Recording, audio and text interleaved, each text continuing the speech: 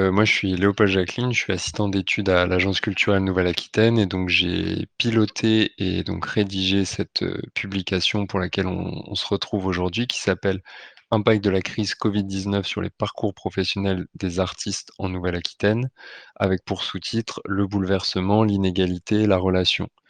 Et donc j'ai vraiment beaucoup de plaisir à vous la présenter aujourd'hui parce que c'est une démarche, collective, on va le voir.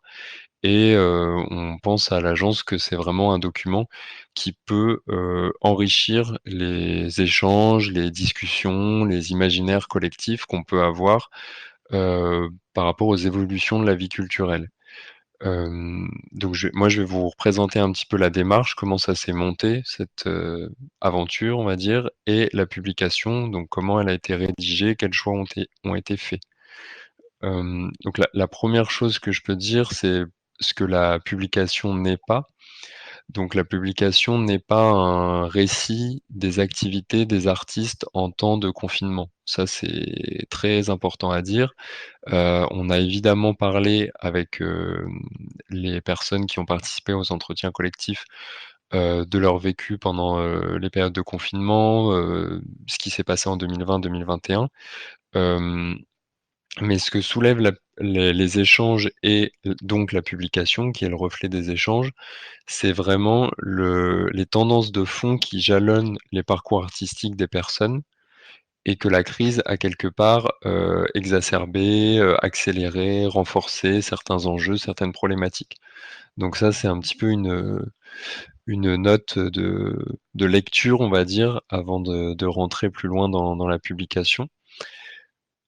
Pour vous présenter la démarche, l'idée c'était, comme l'a dit Thomas, de rencontrer des personnes, de pas rester uniquement dans les statistiques, des impacts de la crise, mais de vraiment savoir ce qui se jouait concrètement dans les parcours de vie, des artistes, en l'occurrence, à l'échelle de la Nouvelle-Aquitaine.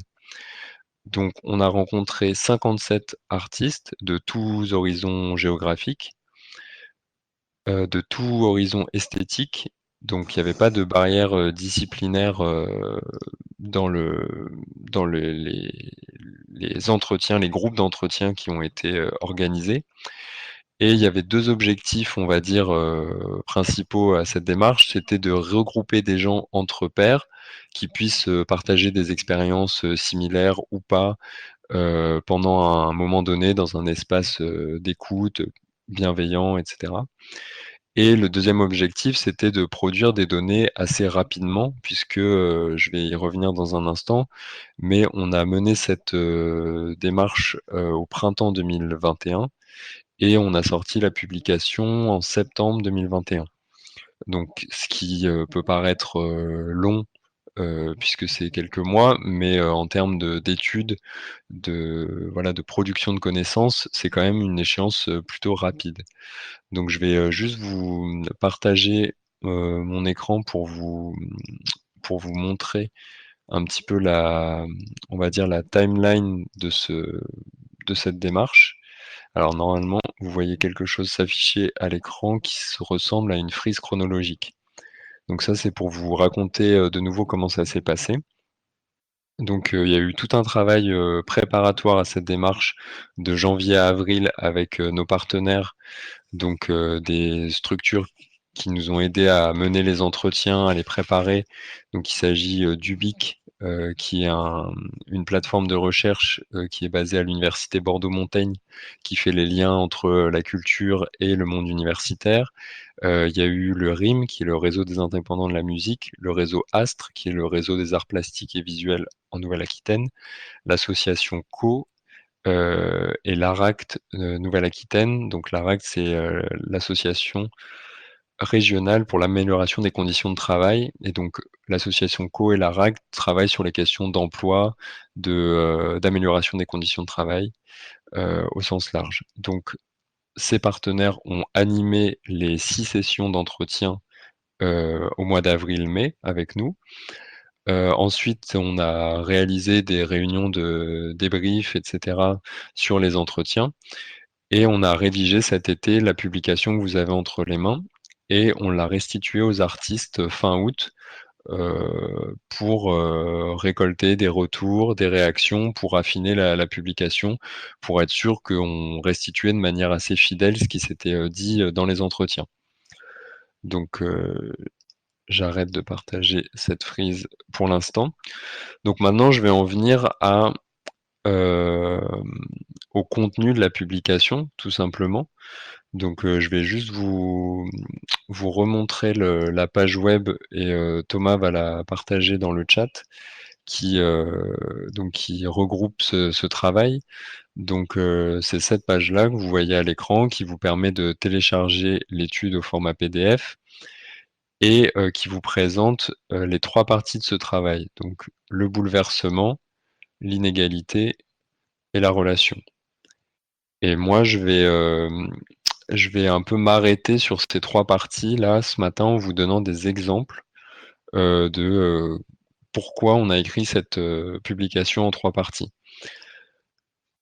L'idée on va dire, de suivre une trame narrative dans la publication, c'était pour vous faire revivre, vous qui n'avez pas forcément vécu les entretiens en direct, toutes les thématiques qui ont été abordées par les artistes dans ces entretiens de façon organisée, mis en perspective.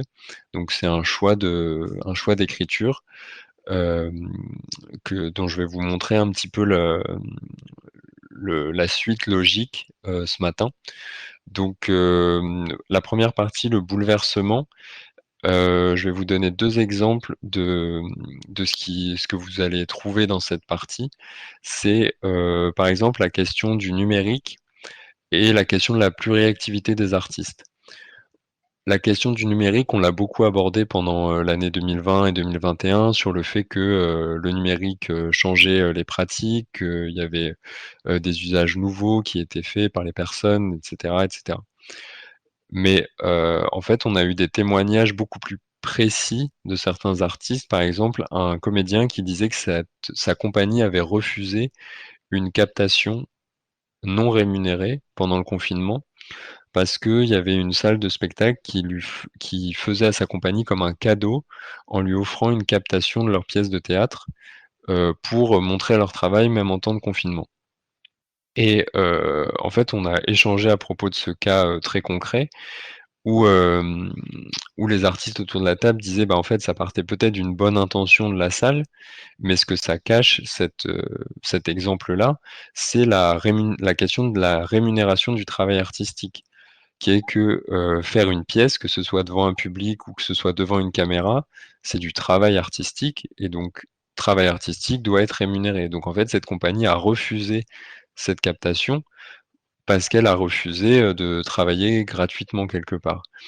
Et donc en fait, ça, c'est pas quelque chose de nouveau, mais c'est quelque chose que la crise a souligné, le fait de faire très attention aux questions des droits à l'image, la question de la rémunération du travail artistique.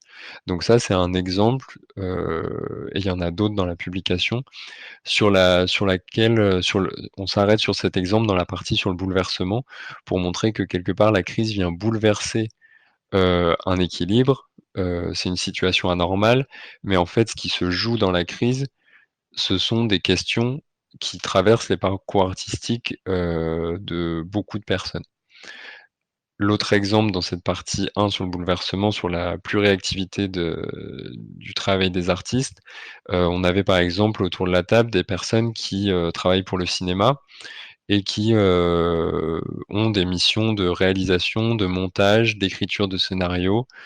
Hem et donc en fait, la crise a, par exemple, des fois arrêté, 4 des 5 activités de la personne qui se retrouvait avec une seule activité, donc beaucoup moins de ressources.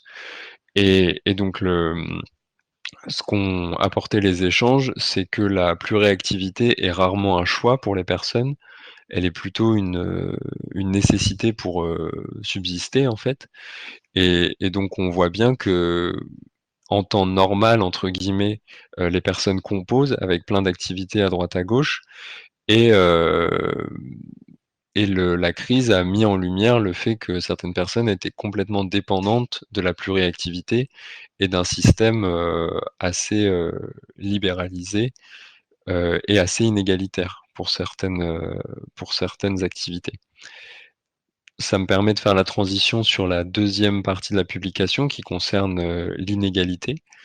Donc sur cette partie, on se concentre vraiment sur des questions structurelles de disparité entre des personnes parce que elles effectuent des activités créatives dans des champs disciplinaires différents, plus ou moins rémunérateurs, plus ou moins subventionnés, et cetera.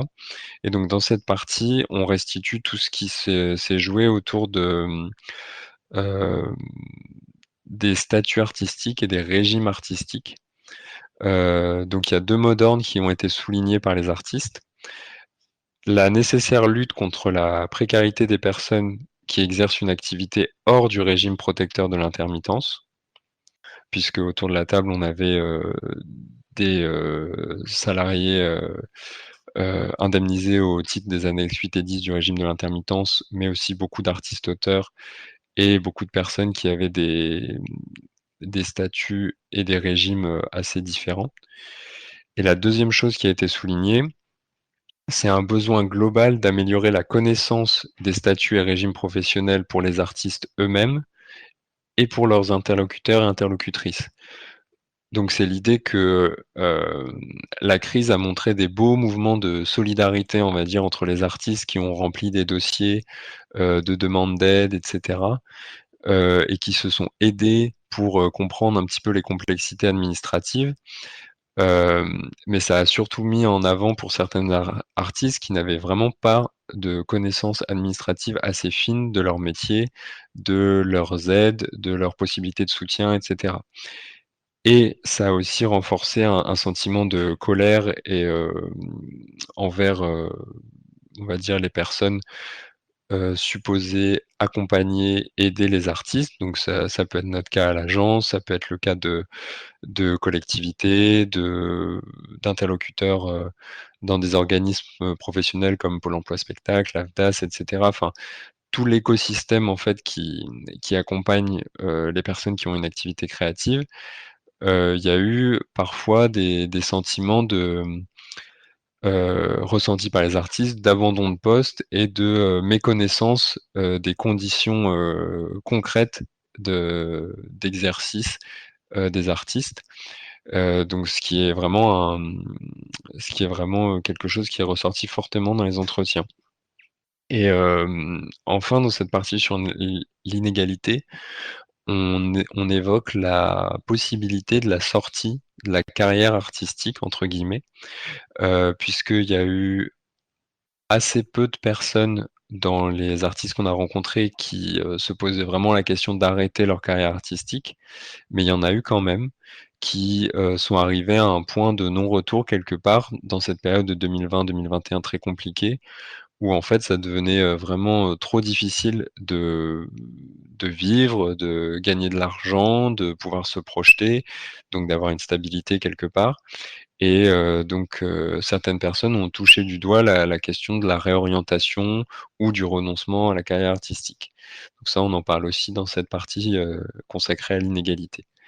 Et la dernière partie, c'est une partie qui s'intitule «La relation», hem, qui peut paraître, parler de relation, ça peut toujours paraître, un petit peu, naïf ou pas être forcément l'enjeu, principal quand on parle d'artistique, de carrière, de secteur culturel. Alors qu'en fait, ce que montre, cette démarche, cette publication, c'est que la les relations interpersonnelles, c'est peut-être la clé pour, bâtir les évolutions nécessaires, heu, à rendre à la vie culturelle. Parce que, ce qu'on observe, c'est que pendant cette période 2020-2021, toutes les relations entre les personnes ne sont pas marquées par la solidarité, la sincérité ou la confiance réciproque et que, quand, par exemple, pendant la crise, un lieu a maintenu son soutien pour un spectacle en cours de production, que des personnes en position d'accompagnement, ont été présentes pour aiguiller, rassurer les artistes, bah, des relations de confiance basées sur l'empathie se sont nouées. Et encore une fois, ça peut être ça peut vous paraître de l'ordre de relations interpersonnelles, mais on voit que c'est c'est toute la différence en fait, ça fait toute la différence pour bâtir des projets sur le long terme, sentir une envie commune, réciproque pour, aller vers des projets peut-être un peu plus risqués et cetera et hem et donc du coup, je vais pas vous donner plus d'exemples sur cette partie-là, mais en tout cas de terminer la publication sur cette question de la relation, ça nous paraissait primordial au vu des échanges qui ont eu lieu pendant les entretiens et des exigences qui étaient, formalisées par les artistes, de participer davantage aux prises de décisions communes, concernant les problématiques qui les concernent, donc les politiques publiques, de la culture. Et toutes ces exigences et tout ce cette colère parfois qui s'exprimait, était au final une dynamique qui nous a, donné le sentiment qu'il y avait une vraie énergie collective qui pourrait, permettre de sortir par le haut de cette période qu'on traverse, et qu'on traverse encore aujourd'hui.